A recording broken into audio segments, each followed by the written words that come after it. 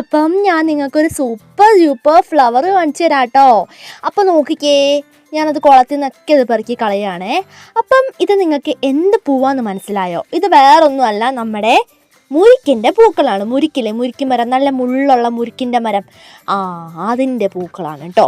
അപ്പം അതിൻ്റെ ഫ്ലവർ ഉണ്ടാവുന്നത് നമ്മുടെ ഈ ചൂട് കാലത്താണ് കേട്ടോ ഇത് ഉണ്ടാവുന്നത്.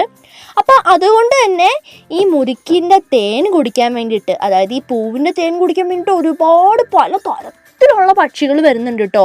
അപ്പം ഇവിടെ ഡിഫറെൻറ്റ് ടൈപ്പ് ഓഫ് ഇത് എന്താണെന്നറിയോ, ഒരു ടൈപ്പ് വേഴാമ്പലൊക്കെ വരുന്നുണ്ട് ഇത് ഇതിൻ്റെ തേൻ കുടിക്കാനായിട്ട്. അപ്പോൾ അത് ദേശാടന പക്ഷിയാണെന്നാണ് നമുക്ക് തോന്നുന്നത്. അപ്പോൾ അത് കരയുന്നത് ഇങ്ങനെയാട്ടോ അത് കരയുന്നത്. മാത്രമല്ല നമ്മുടെ കുയിലും വരാറുണ്ട്. അപ്പോൾ കുയിലൊന്നും നമ്മുടെ ഇവിടേക്ക് അങ്ങനെ വരാത്തൊരു ബേർഡാണ്. പിന്നെ അതുപോലെ തന്നെ നമ്മുടെ മൈന വരും. അപ്പോൾ കുയിലൊക്കെ വരുന്നത് വളരെ റെയറാണ് കേട്ടോ. അപ്പോൾ ഇതിൻ്റെ തേൻ കുടിക്കാനായിട്ട് കുയിലൊക്കെ ഏതോ സ്ഥലത്തു നിന്ന് വരുന്നുണ്ട് കേട്ടോ. അപ്പോൾ കുയിൽ കൂന്ന് കേൾക്കാൻ തന്നെ നല്ല രസമല്ലേ. അപ്പം സത്യം പറഞ്ഞാൽ കുയിലിനെ നമുക്ക് കണ്ടുപിടിക്കാൻ പറ്റില്ല അല്ലേ. ഞങ്ങൾ കുറേ നോക്കി, പക്ഷെ നമുക്ക് കുയിലിനെ കണ്ടുപിടിക്കാൻ പറ്റുന്നേ ഇല്ല കേട്ടോ. അപ്പോൾ നല്ല ടേസ്റ്റിയാണ് കേട്ടോ നമ്മുടെ ഇതിൻ്റെ ഈ പൂവിൻ്റെ തേൻ എന്ന് പറയുന്നത്. പക്ഷേ ഭയങ്കര കയ്പ്പാണ് കേട്ടോ. അപ്പം നമ്മൾ ഇതും കൊണ്ടൊരു കൗതുകകരമായ കാര്യമുണ്ട്. നമ്മുടെ ഈ മുരിക്കിൻ്റെ പൂവിൻ്റെ അടിഭാഗം മുറിച്ച് കളഞ്ഞിട്ട് നമ്മുടെ കയ്യിൽ ഇങ്ങനത്തെ വെള്ളമോ തുപ്പലോ തേച്ചിങ്ങനെ ഒട്ടിക്കും. അപ്പോൾ എല്ലാ പിള്ളേരും തുപ്പൽ തേച്ചായിരിക്കും ഒട്ടിക്കുന്നത്. അപ്പോൾ ഞാനിതേ തുപ്പൽ തേച്ചാണ് ഒട്ടിക്കുന്നത് കേട്ടോ. അതിൻ്റെ ഇടയ്ക്ക് വെള്ളം തപ്പാനൊന്നും പോകാറില്ല. തുപ്പലാണെങ്കിൽ നമ്മൾ സ്റ്റിക്കി ആണല്ലോ, അതുകൊണ്ട് സിമ്പിളാണ്, പശേൻ്റെ ആവശ്യമൊന്നുമില്ല.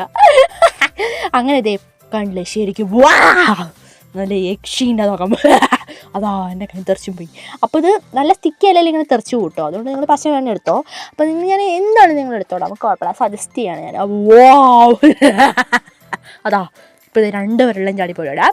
അപ്പോൾ അതൊക്കെ പെറുക്കി ഞാൻ കയ്യിൽ വെക്കണം. അപ്പോൾ നമ്മൾ പണ്ടൊക്കെ നമ്മുടെ കയ്യിൽ ഇങ്ങനെ ഒട്ടിച്ചിട്ട് കേട്ടോ പേടിപ്പിക്കാൻ വേണ്ടി നടക്കും. പക്ഷേ നഖം എന്ന് പറയുന്നത് ഭയങ്കര സീനാണ്. എന്താണെന്ന് ചോദിച്ചിട്ടുണ്ടെങ്കിൽ നമ്മൾ ആരും തൊട്ട് കഴിഞ്ഞാൽ നഖം ഒടിഞ്ഞു പോകും. അതാണൊരു വിഷയം എന്ന് പറഞ്ഞിട്ടുള്ളത്. അതുകൊണ്ട് ഈ നഖം നമുക്ക് ഷോയ്ക്ക് മാത്രമാണ് പറ്റുള്ളൂ, അല്ലാതെ നമുക്ക് ആരെയും മാന്താനൊന്നും പറ്റില്ല കേട്ടോ. ശരിക്കും എനിക്ക് പ്രേതത്തിൻ്റെ കൈ പോലെ തോന്നുള്ളൂ ഗൈസ്.